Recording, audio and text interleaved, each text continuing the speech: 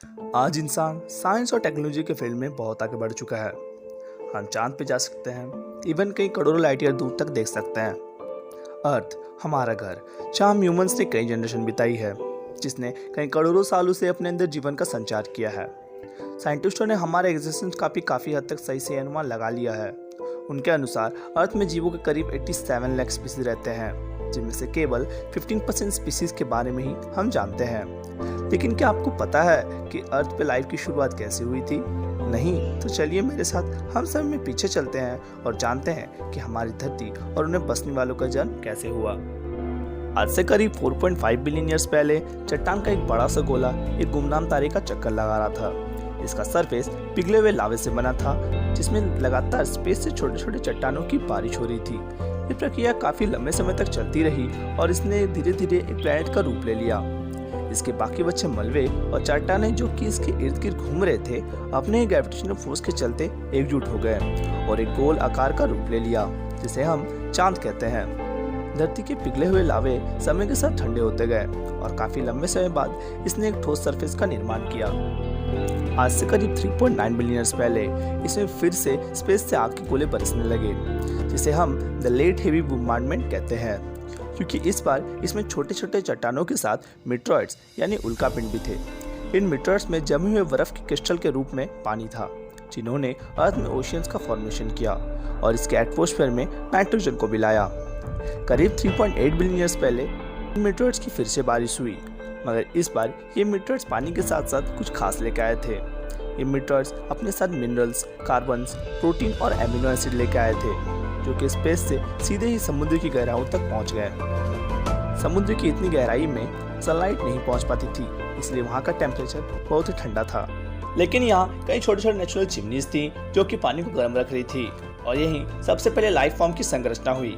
हमें नहीं पता ये कैसे हुआ, मगर वहाँ प्रेजेंस मिनरल्स और केमिकल्स ने आपस में मिलकर फर्स्ट लाइफ की फॉर्मेशन की। ये एक टाइप के यूनिसेलुलर बैक्टीरियाज थे जो कि समुद्र में काफी तेजी से फैलने लगे। आज से करीब 3.5 बिलियन ईयर्स पहले ये बैक्टीरिया की संख्या इतनी बढ़ गई कि ये आपस में जुड़कर एक पत्थर जैसे स्ट्रक्चर में बदल गए, जिन्हें कहा जाने लगा स्टोमेटालाइट्स। ये सनलाइट के बेस में फोटोसिंथेसिस के प्रोसेस से खुद को फीड करते थे। इस प्रोसेस में ये एक बाय प्रोडक्ट को निकालते थे, एक गैस ऑक्सीजन। इन जीवों ने करीब 2 मिलियन ईयर्स तक ऑक्सीजन का फॉर्मेशन किया और अर्थ में ऑक्सीजन की मात्रा बढ़ने लगी। आज से करीब 1.5 बिलियन ईयर्स पहले धरती के जितने भी छोटे छोटे द्वीप थे, वे चारों ओर से पानी से घिरे हुए थे, मगर अब अर्थ की क्रस्ट में हलचल होने लगी और इससे अर्थ का सरफेस कई टेक्टोनिक प्लेट्स में टूट गया। इन प्लेट्स में मूवमेंट के कारण सारे द्वीप आपस में जुड़कर एक सुपर कॉन्टिनेंट का निर्माण किया, रोडेनिया। इस समय अर्थ का टेम्परेचर 30 डिग्री के आसपास था और यहाँ का एक दिन 18 घंटों का होता था। करीब 75 करोड़ ईयर्स पहले अर्थ के क्रस्ट में फिर से हलचल हुई और इसका सुपर कॉन्टिनेंट 2 हिस्सों में टूट गया और अर्थ के नीचे का लावा वोल्केनिक इरप्शन के साथ अर्थ के सरफेस पे फैलने लगा, जिससे कि अर्थ के एटमॉस्फेयर में कार्बन डाइऑक्साइड की मात्रा बढ़ने लगी और ये कार्बन डाइऑक्साइड एसिड रेन के साथ अर्थ के सरफेस पे गिरने लगा और कार्बन के मोटे मोटे रूप में जम गया, जिससे अर्थ के एटमॉस्फेयर में कार्बन डाइऑक्साइड की मात्रा कम होने लगी, जिससे अर्थ का टेम्परेचर कम होने लगा और शुरुआत हुआ अर्थ के पहले आइस एज का। यह आइस एज अर्थ का अब तक का सबसे बड़ा आइस एज था, लेकिन समय के साथ साथ कई नेचुरल फिनोमेनाज हुई और अर्थ के एटमॉस्फेयर में फिर से कार्बन डाइऑक्साइड का लेवल बढ़ गया, जिससे अर्थ का टेम्परेचर फिर से बढ़ने लगा और सारे बर्फ पिघलने लगे। आज से करीब 54 करोड़ ईयर्स पहले अर्थ का सारा बर्फ पिघल चुका था। इस समय पानी के नीचे जो भी यूनिसेलुलर ऑर्गेनिजम्स थे, वे ऑक्सीजन के प्रेजेंस में खुद को काफी विकसित कर चुके थे और वे अब कई समुद्री पौधे तथा कई छोटे छोटे समुद्री जीव और तो बड़े बड़े जीव जैसे कि एनोमेला कैरेज में विकसित हो चुके थे। ये सब कॉम्प्लेक्स मल्टीसेलुलर ऑर्गेनिजम्स थे जो कि उन यूनिसेलुलर ऑर्गेनिजम्स से विकसित हुए थे। इनमें से कई छोटे छोटे जीव काफी खास थे, जैसे कि पिकाया, जो कि केवल 5 सेंटीमीटर लंबे थे, मगर इन्होंने खुद में कुछ ऐसा डेवलप किया था जो कि हमारे बॉडी का एक खास हिस्सा बनने वाला था। ये ऐसे पहले जीव थे जिनके बॉडी में बैकबोन था।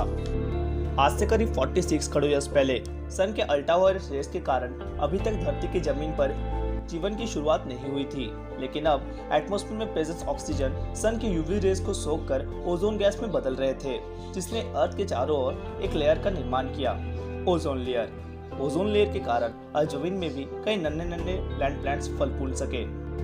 टिक्टैलिक ये समुद्री जीव पहली बार जमीन के ऊपर आए और इन्होंने अपने फिन्स का इस्तेमाल पैरों के रूप में किया, जिससे कि ये जमीन पर ज्यादा देर तक रहने लगे और करोड़ों सालों के विकास के बाद ये जीव अब जमीन में रहने लायक बन चुके थे, जिन्हें कहा जाने लगा टेट्रापॉड्स।